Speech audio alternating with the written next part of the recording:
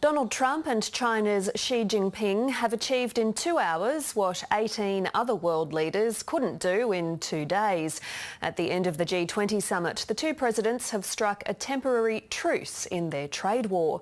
Their agreement to defer any further hikes to import tariffs has relieved pressures that built across the weekend in the Argentine capital.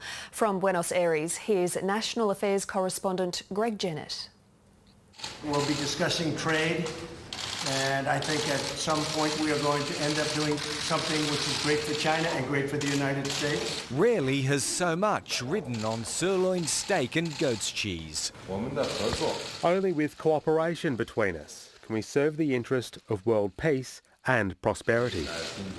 Over dinner, the G2 of Donald Trump and Xi Jinping in part settled their $200 billion trade dispute. The two leaders agreed to stall for up to 90 days the next round of tariff increases threatened for January. And in return, the US says China's agreed to buy very substantial but undefined amounts of American products.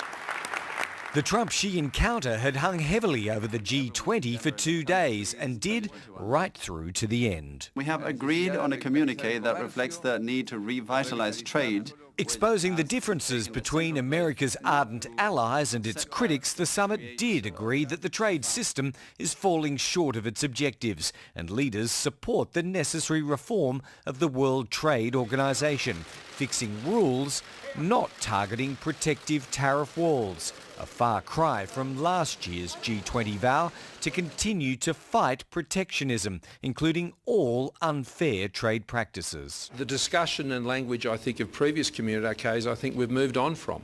This isn't about those sort of ideological positions. It's about, OK, we get it.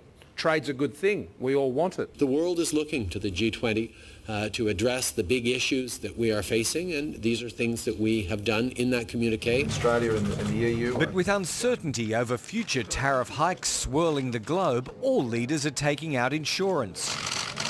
The Prime Minister wants the pace picked up on an Australia-European Union free trade deal, a point he's also made to a patient German Chancellor who came armed with briefing notes.